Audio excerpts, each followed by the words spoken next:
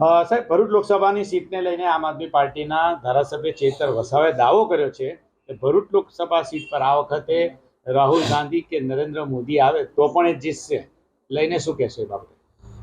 જો આપણે કેટલાક વખતથી ચૈતર વસાવાના નિવેદનો આપણે જોતા આવ્યા છે કે હંમેશા તે બોગસ નિવેદનો કરે છે, વધુ પડતો ઉત્સાહમાં આવી જાય છે કે એમ કહેવાય કે નવો નિશાળ્યો છે. ચૈતર વસાવા હંમેશા એક ધારાસભ્યની સીટ જીત્યા પછી એવું સમજે છે કે ગુજરાતમાં કે આખા દેશમાં આપ પાર્ટી ખૂબ મજબૂત છે, પણ એ ભૂલે છે આપ પાર્ટીનો હવે ધીરે ધીરે ધોવાણ થતું ગયું છે. એમની જે સરકારો જે છે દિલ્હીની કે પંજાબની સરકારમાં એટલા મોટા પાયે ભ્રષ્ટાચાર છે, એટલો મોટા પાયે ભ્રષ્ટાચાર છે કે એમની સરકારના મંત્રીઓને જેલમાં જવું પડ્યું છે. આ સંજોગોમાં આમ આદમી પાર્ટીનું બિલકુલ આખા દેશની અંદર ને દિલ્હીમાં પંજાબમાં, હું થોડા દિવસ પહેલા દિલ્હીમાં 4 દિવસ પ્રવાસ કરીને આવ્યો કે આમ આદમી પાર્ટીનું બિલકુલ ધોવાણ થઈ રહ્યું છે. અને હવે પછીની લોકસભામાં પંજાબમાં અને દિલ્હીની અંદર ભારતીય જનતા પાર્ટીની જ સીટો ત્યાં આવવાની છે. હવે ચૈતર વસાવાનું જે સ્ટેટમેન્ટ મેં સાંભળ્યું કે નરેન્દ્રભાઈ મોદી અહીંયા ભરૂચ લોકસભા લડવા આવે તો પણ હું, અથવા તો પ્રચારમાં આવે, જે સ્ટેટમેન્ટ એની રીતના કર્યું, પણ એક નંબરનો મૂર્ખ સમજું છું હું. બહુ સમજી વિચારીને બોલું છું. આ મૂર્ખામી કરે છે. ક્યાં નરેન્દ્ર ને ક્યાં ચૈતર વસાવા? નરેન્દ્રભાઈ મોદીનું વ્યક્તિત્વ તો જો વિશ્વવ્યાપી નેતા છે. અને હું તો એમ ચાલો હું ચૈતર વસાવાને હું કહું છું, ચેલેન્જ કરું છું ચૈતર વસાવાને, અથવા તો ઈશુદાન ગઢવીને હું કહું છું, અથવા તો કેજરીવાલને હું કહું છું, તો નરેન્દ્રભાઈ મોદીની સામે તમે વારાણસી લોકસભામાં લડો. હિંમત હોય જો. ખાલી વાતોથી નહીં, વાતોથી ચૂંટણી નથી જીતાતી, એમાં પ્લાનિંગ સાથે તમારે આવું મેદાનમાં ઉતરવું પડે. આ વિધાનસભામાં હવામાં બધી વાતો કરીને વિધાનસભાની ચૂંટણી લડ્યા અને પરિણામ શું આવ્યું? એટલે આ લોકસભાની ચૂંટણી જીતવા કઈ સામાન્ય બાબત થોડી છે. એમાં કેટલું આખું એક વિધાનસભા જીતી ગયા ડેડે પાડે, એટલે આખી લોકસભા જીતી એવું માને છે. આજે કોંગ્રેસ અને આપનું ગઠબંધન નથી થવાનું અને પડી ભાંગ્યું છે. હવે એમને દુખે છે પેટમાં અને કૂટે છે માથું. હવે કોંગ્રેસ સાથેની જે અકળામણ હવે એ ભાજપ પર એ ઢોળે છે, પણ ભારતીય જનતા પાર્ટી મક્કમતાથી આગળ વધી રહી છે.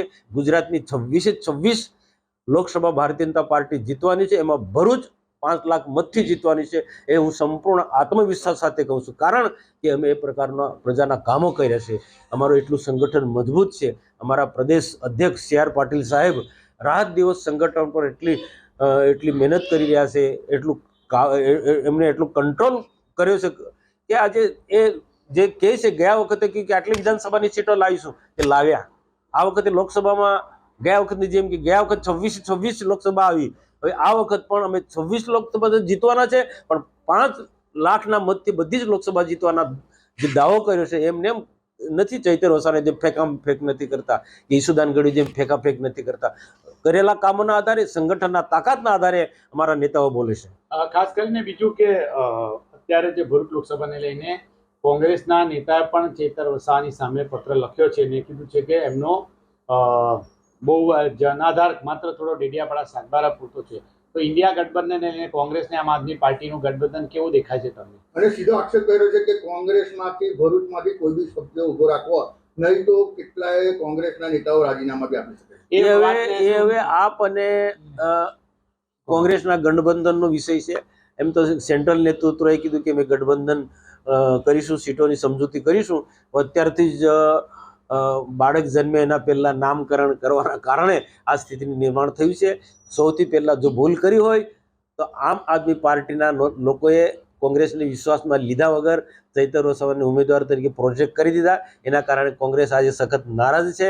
નહીંનું આ પરિણામ આજે એમને આમ આદમી પાર્ટીને એ ભોગવવું પડ્યું. છતાં અમારે એની સાથે કોઈ લેવા દેવા, અમારે કોઈ નિસ્બત નથી. અમે તો અમારું ઘર સંભાળવામાં બિલકુલ વ્યસ્ત છે અને લોકસભા જીતવાના એંગલથી અમે દરરોજના કાર્યકર્તા સાથે અમે આયોજનપૂર્વક આગળ વધી રહ્યા છીએ. કોંગ્રેસનું અને ભારતીય જનતા પાર્ટીનું તમે કહો ઘર સલામત છે.